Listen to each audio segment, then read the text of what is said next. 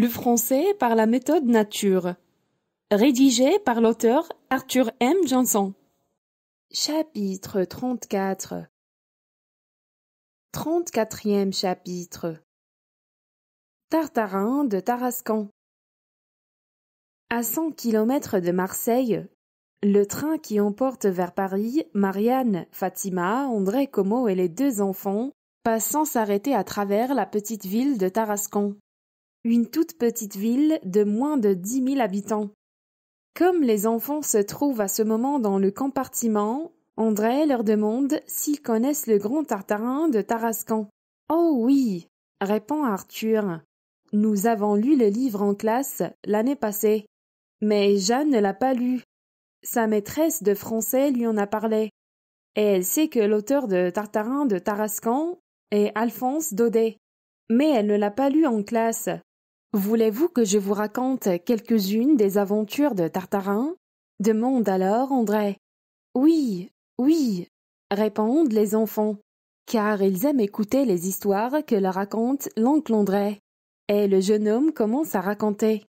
Il y a beaucoup d'années, un gros homme nommé Tartarin demeurait à Tarascon dans une petite maison entourée d'un jardin. Vous croyez peut-être que c'était une maison comme toutes les autres, avec un jardin comme il y en a partout? Eh bien non. Le jardin d'abord.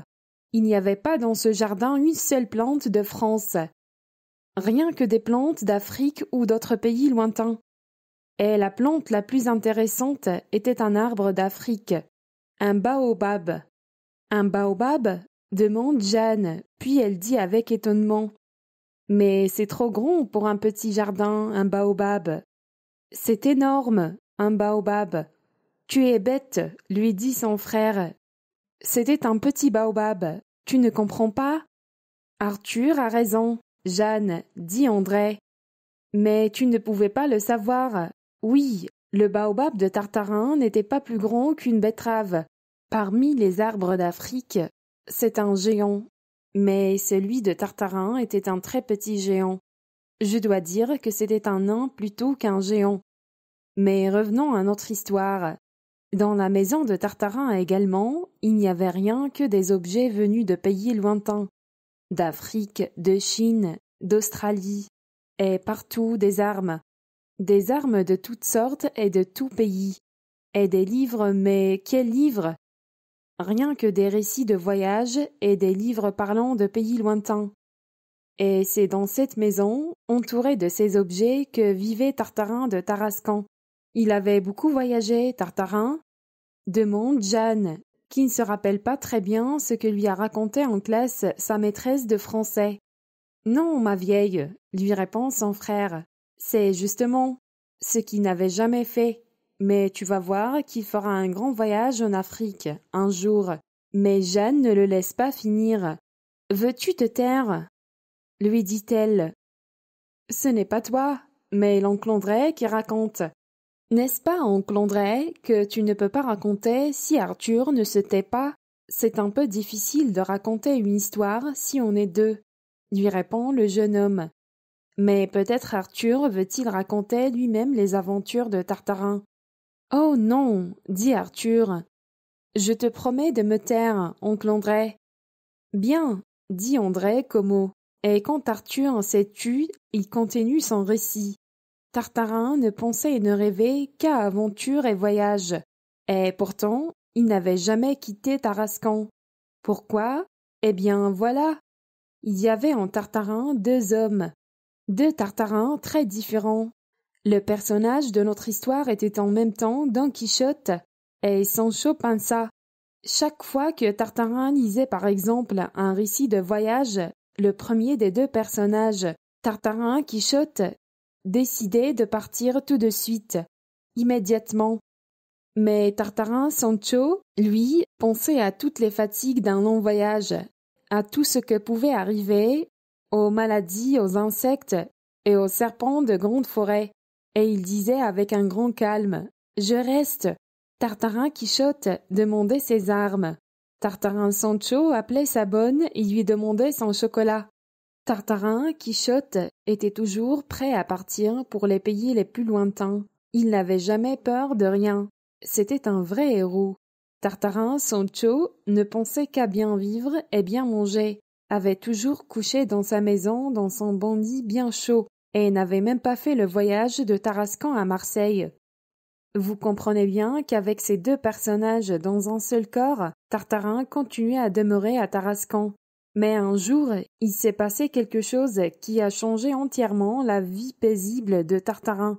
Voilà ce qui s'est passé. Une ménagerie est venue un jour à Tarascon avec des serpents, un lion africain et beaucoup d'autres animaux. Pour Tarascon, le plus intéressant de ces animaux était naturellement le lion. C'était une bête énorme, un vrai géant. Toute la ville, bien entendu, est allée le voir. Tartarin aussi, quand on lui a apporté la grande nouvelle, est parti immédiatement vers la ménagerie, qui était installée sur la grande place de Tarascon. Quand notre héros est entré dans la ménagerie, les Tarasconnais qui s'y trouvaient ont eu une peur terrible, car Tartarin n'était pas venu sans armes. Il avait sur l'épaule un fusil. « Pourquoi un fusil ?» demande Jeanne. « Est-ce qu'il avait peur d'un pauvre lion de ménagerie ?»« Ah, que tu es bête !» lui dit Arthur en levant les épaules. C'est justement parce qu'il n'avait pas peur que Tartarin avait un fusil. Un héros, cela a toujours une arme, non ? Oui, lui répond Jeanne, et André rit et continue. Tartarin est allé se placer en face du lion, un nain en face d'un géant, et s'est mis à le regarder avec un très grand calme. La grosse bête, qui rêvait peut-être à sa forêt d'Afrique, était couchée paisiblement, mais en voyant Tartarin, le roi des animaux se lève, fait quelques pas vers Tartarin, ouvre une gueule énorme et pousse un terrible rugissement. En entendant ce rugissement, tous les Tarasconnais s'enfuient vers la porte de la ménagerie. C'est-à-dire non, pas tous. Tartarin, lui, ne s'enfuit pas. Il reste immobile devant la cage du lion, le regardant dans les yeux. « Ah !» dit Jeanne, et elle rit. Il ne faut pas beaucoup de courage pour rester immobile devant un lion en cage. Quand elle dit cela, c'est le tour de son frère de rire. « Oh, je me demande si tu aurais beaucoup de courage, même en face d'un lion en cage, si ce lion poussait un aussi terrible rugissement que le lion de Tartarin. »« Oh, qu'est-ce que tu en sais ?» lui répond Jeanne en levant les épaules. « Je crois qu'Arthur a raison, » dit alors Fatima. « J'ai vu une fois un lion ouvrir une gueule énorme et rugir, et j'ai eu terriblement peur. Je me suis enfuie jusqu'à la maison. » « C'est vrai que vous autres filles, vous vous enfuyez pour rien, » lui dit Arthur. Puis il dit à sa sœur, « Mais tu vois bien, Jeanne, que Tartarin montrait qu'il avait du courage en restant en face du lion au lieu de s'enfuir. »« Tu parles très bien, Arthur, » lui dit André, « mais si tu permets, je vais continuer mon histoire. »« Oh oui, oncle André, » disent les deux enfants et le jeune homme continue. « Je vous ai pas dit que Tartarin était un grand chasseur. » Dans sa maison, il y avait des dizaines de livres sur toutes sortes de chasses, depuis la chasse au canard jusqu'à la chasse au lion. Tartarin, malheureusement, n'avait jamais chassé le lion. Et la vue du roi de l'Afrique lui a fait voir, comme en un rêve, beaucoup de lions morts au pied d'un très grand Tartarin.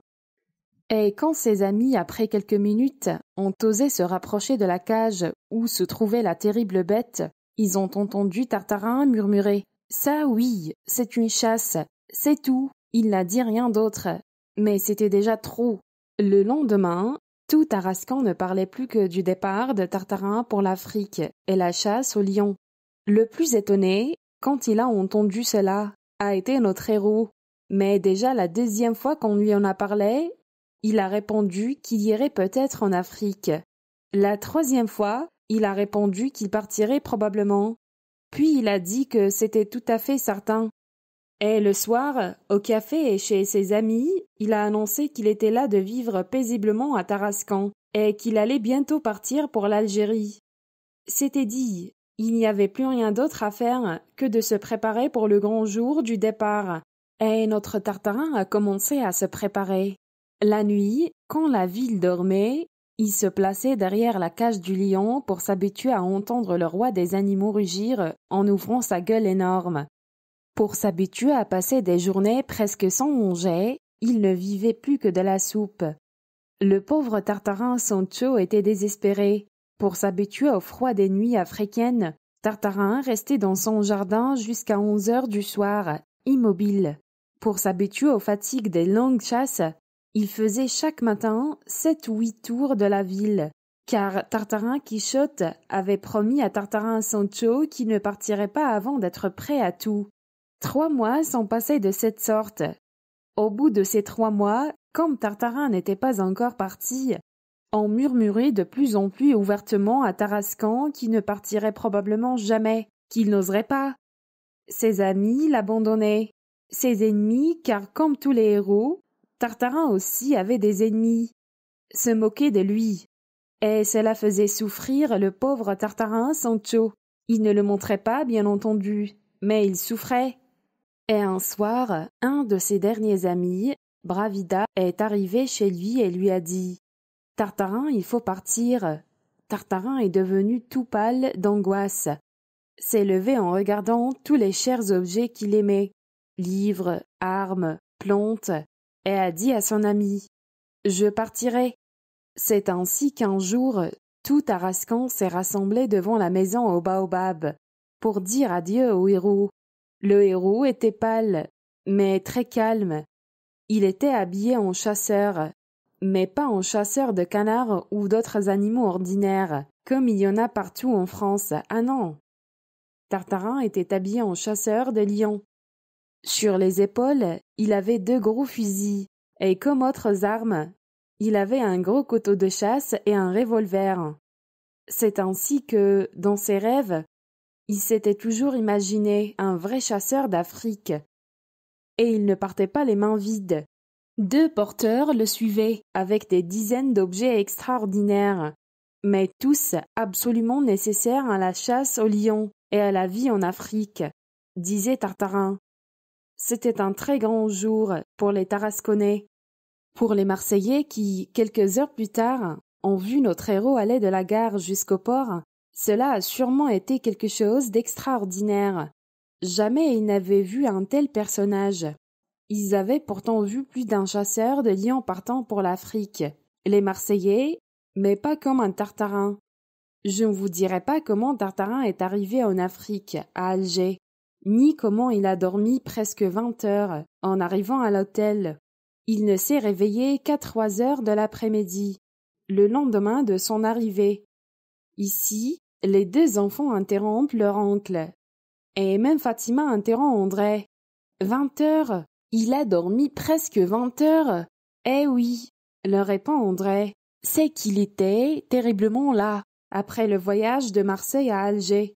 La mer avait été mauvaise, et notre pauvre héros avait été très malade.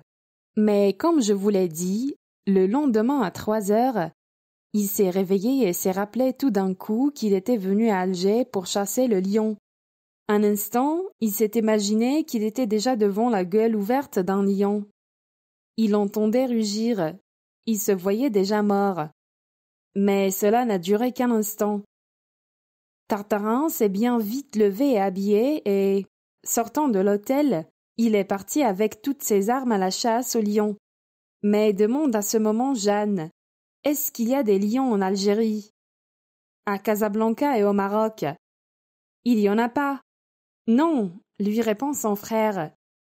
Mais il ne le savait pas, Tartarin. Justement, dit André, il ne le savait pas. C'est que dans les livres qu'il avait lus, on parlait encore des lions d'Algérie. Mais c'étaient de vieux livres, et c'est leurs auteurs qui avaient probablement tué les derniers lions d'Algérie. Tartarin est donc sorti de la ville et a marché jusqu'au soir sur la route. Puis, quand il faisait déjà noir, las de suivre la route, il la quittait et a marché pendant longtemps sans savoir où il allait. Il s'est arrêté tout d'un coup, croyant se trouver lion de toute ville, parmi des plantes qu'il n'avait jamais vues, sur la route des lions, parmi les serpents et les insectes qui tuent. Et là, il a attendu 2 ou 3 heures.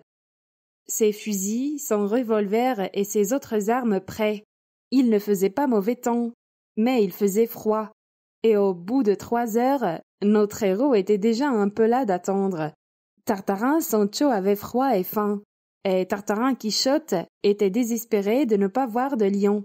Mais voilà tout à coup que quelque chose de noir et d'énorme passe devant lui. Un lion! Tartarin est prêt. Il lève son fusil, tire, et avec un grand cri, la bête s'enfuit. Tartarin reste sur place, prêt à tirer de nouveau, si la femelle arrive, car il a lu dans ses livres qu'il faut toujours attendre la femelle. Mais la femelle n'arrive pas. Tartarin attend encore 2 ou 3 heures, puis il décide de dormir jusqu'au matin. Quand il se réveille, il regarde autour de lui et ouvre de grands yeux. Devinez de quoi il était entouré. Des lions, dit Fatima en riant. De petits garçons qui se moquaient de lui, dit Jeanne. Des légumes, dit en riant lui aussi André Como. De légumes tout à fait ordinaires, comme il y en avait à Tarascon, et pas un lion. Mais quand Tartarin s'est rapproché de l'endroit où se trouvait le lion qu'il avait tué, il a vu du sang, beaucoup de sang sur les plantes. Son lion n'était donc pas un rêve. Tartarin s'imagine déjà l'étonnement des gens de l'hôtel quand ils le verront rentrer avec son lion. Et 2 minutes plus tard, dans un lac de sang, il trouve « Un lion !» dit de nouveau Fatima. « Non !» dit André. « Un petit âne, un joli petit âne gris. »« Oh !» disent les 2 enfants en même temps. Et Jeanne ajoute « Pauvre petit âne, Tartarin est un mauvais homme. »« Non !» dit Arthur, parce qu'il ne savait pas que c'était un âne. Il croyait que c'était un lion. « C'est la même chose, dit sa sœur. Ce n'est pas bien ce qu'il a fait, et je ne l'aime pas du tout, ce Tartarin. Moi non plus, dit Fatima, qui avait eu elle-même un petit âne gris quand elle était petite. Alors, vous ne voulez pas que je continue? Demande André aux enfants. Non, lui répond Jeanne. Arthur se moque d'elle, mais lui non plus, dans son cœur, n'aime pas voir souffrir les animaux. Et André ne continue pas l'histoire de Tartarin. Et comme tout le monde a faim, on va au wagon-restaurant et là, installé à une table près de la fenêtre, on fait un bon déjeuner. Et 1 heure plus tard, la bouteille de vin rouge est vide. Les derniers fruits sont mangés. On se sent bien. On retourne au compartiment, chacun s'installe à sa place, et le reste du voyage aussi se passe très calmement.